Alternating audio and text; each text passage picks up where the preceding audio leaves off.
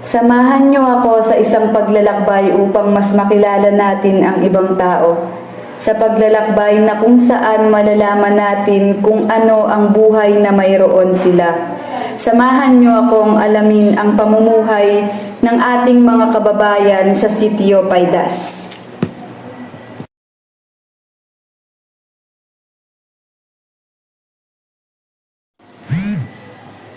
Habang naglalakad patungo sa aming destinasyon, hindi ko akalain na napakahirap pala ng aming daraanan.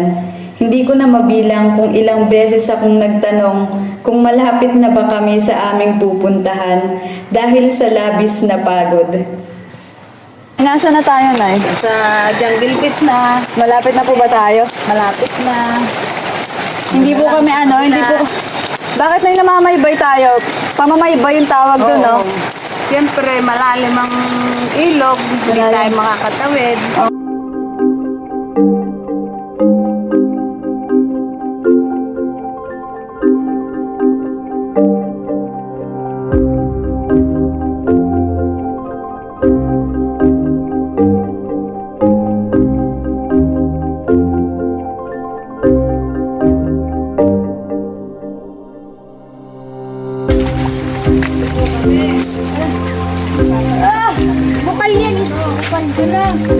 Sa patuloy naming paglalakad ay nakakita kami ng isang bukal.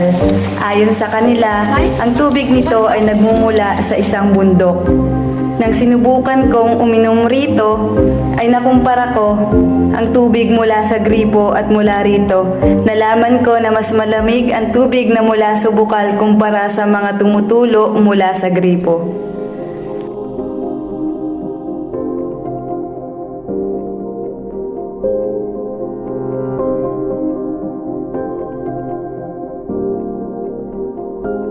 Grabe naman itong...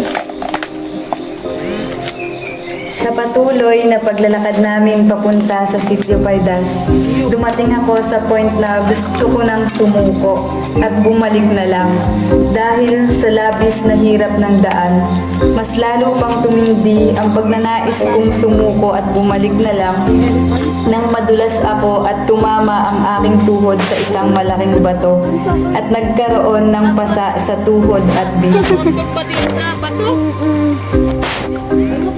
Hindi ko ma-imagine yung hirap ng mga bata kung sakaling mag-aaral sila, tapos dito pa sila magmumula at dito pa sila dadaan. Tapos, paano kapag may emergency sila, yung isang mali mo lang, yung buhay mo maaaring mawakasan. Hindi ako pwedeng sumuko dahil ayon sa kanila ay malapit na raw talaga kami. Nang matapos ang mahigit na 2 oras na paglalakad sa napakahirap na daan, ay sa wakas nakakita na kami ng patag na daan.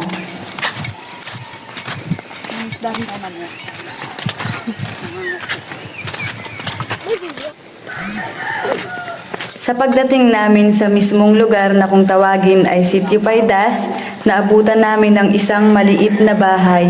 At doon ay naabutan namin ang isang lalaki na nagngangalang Aurelio.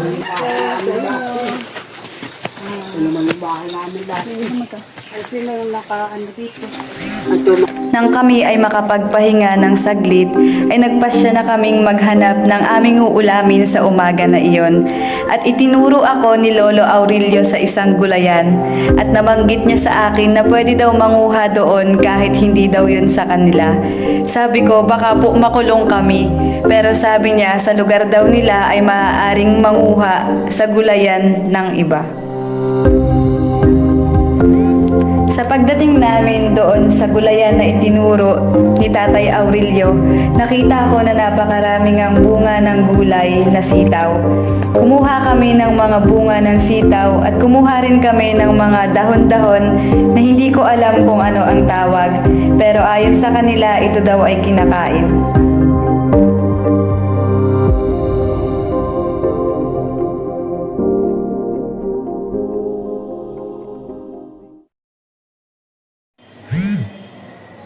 Habang naghihimay ng mga gulay ay sinubukan kong makipag-usap sa mga bata na taga doon. Ngunit tila napakailap nila sa mga tao at tila hindi sanay na makihalubilo sa ibang tao.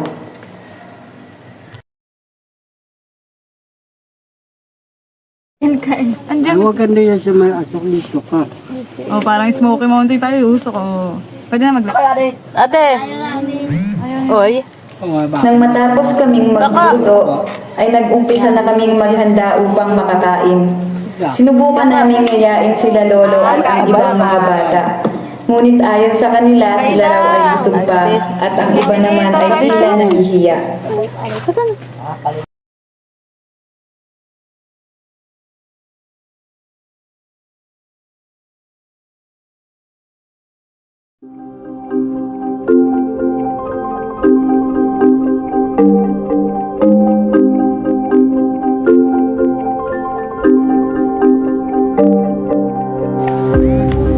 Matapos namin kumain ng umagahan, ay niyaya naman nila akong maghanap ng ulam para sa aming pananghalian.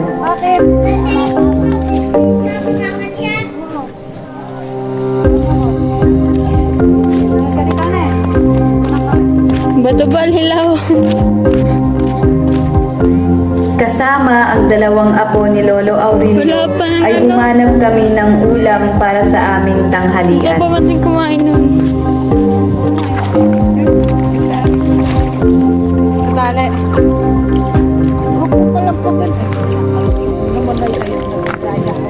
Ganito na eh. Oh, yan. Kapag angat. Tumatakbo naman itong mga buligay. Ay, bandami, Ay, naman. Iniyak tayo makakahuli. At sa kasamaang palad, wala po kaming nahuli.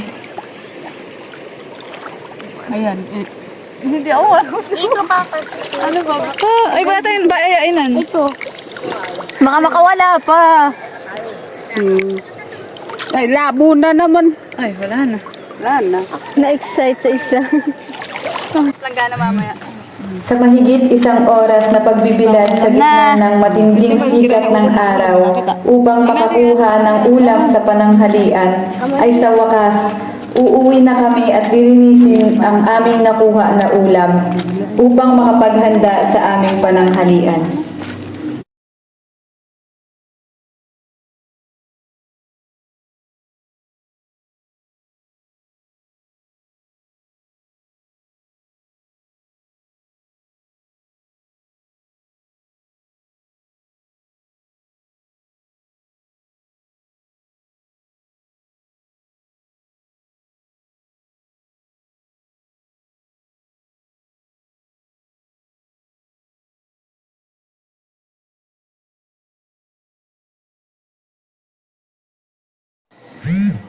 Maya-maya pa ay dumating na ang asawa ni Lolo Aurelio, na si Lola Leti, na galing sa pinanggalingan naming lugar upang makahanap ng kaunting makakain.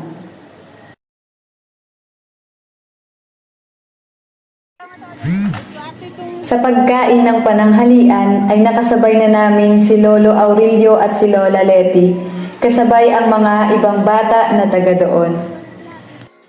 Hihinaw. Kaya lalagyan na. Ipahingin tasa. Lalagyan ko yung ano.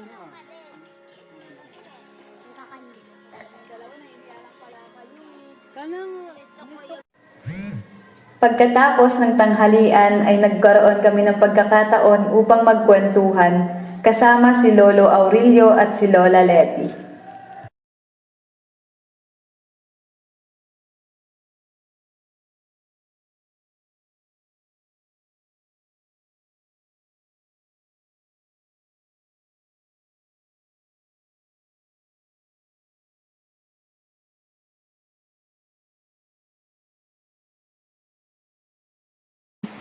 Ayan, pwede po ba kayong tawag doon, yung magpakilala po na gamit po yung lengguwahe natin ng mga pangkatutubo po. Adino ka mo umapo. Ano pong ibig sabihin nun? Ayun daw ay kung saan kagaling. Ay sasagot naman na yung tinanungan na kung saan galing. Halimbawa ikaw, sasagot mo ikaw na dilad. Kananandilad. Ayun daw Doon doon sa sa ibabaw. ibabaw. Sa ibaba. Ayan. Bale, ilang taon na po kayong naninirahan dito sa Sitio Paidas, Naitay? Ay, matagal na kami. Hindi na ang lalawang taong kami dito. Oo, 5 taon na nga yata. Mm. Wala pa yung kalamansian. Yan eh. Tagal na po.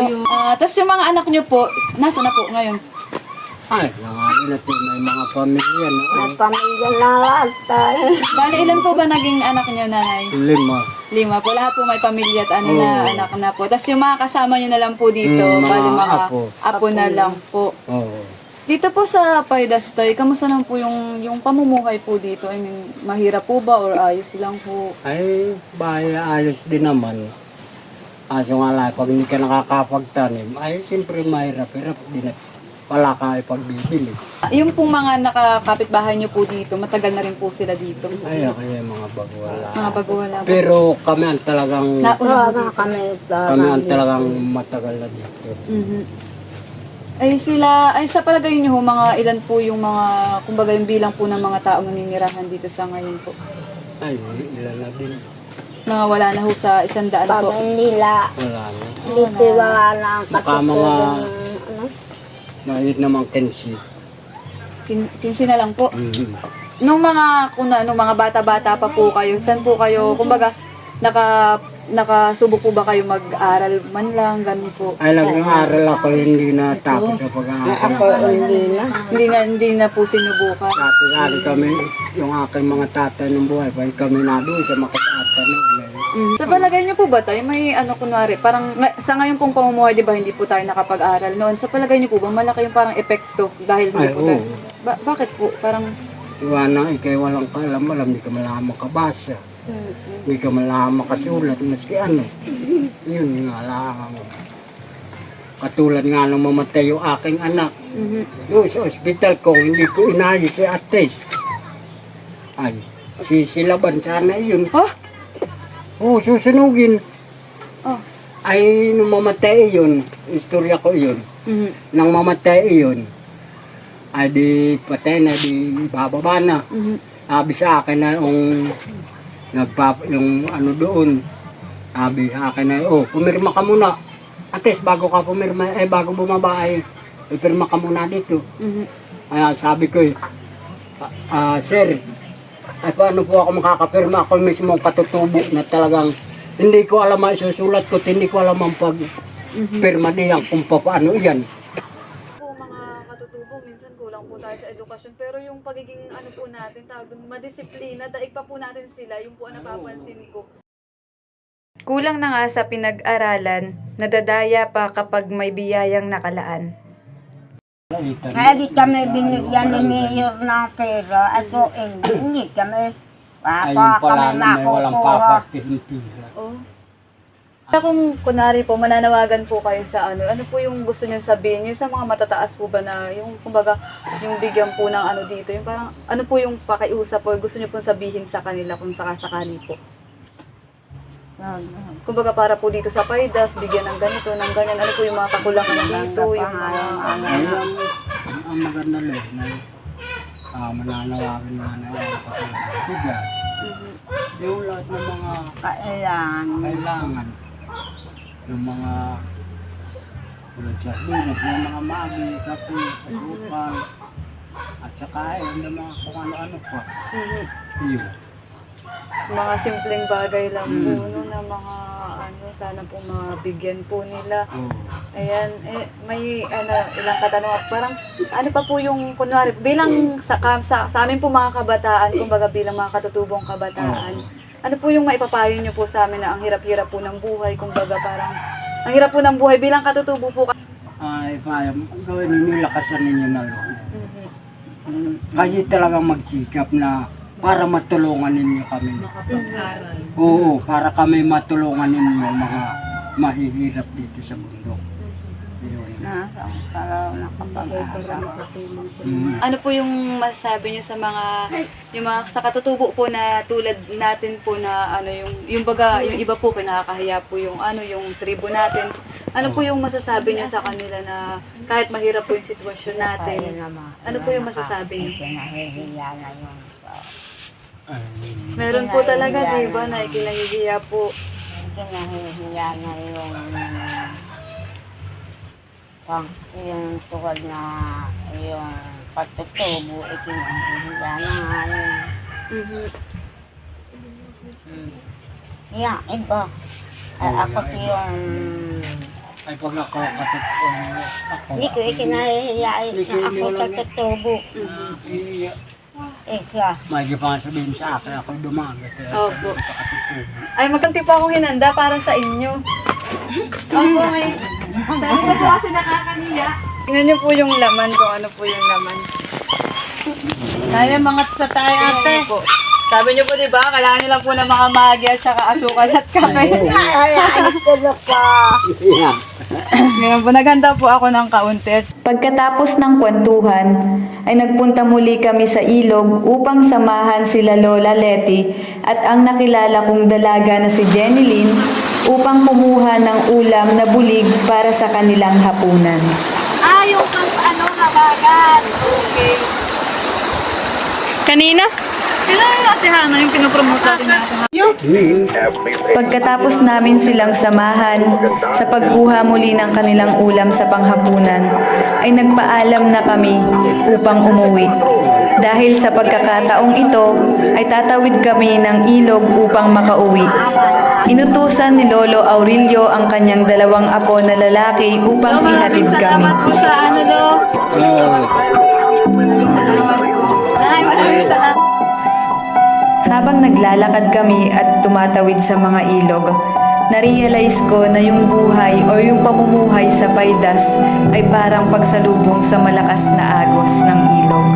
Mahirap at hindi sigurado.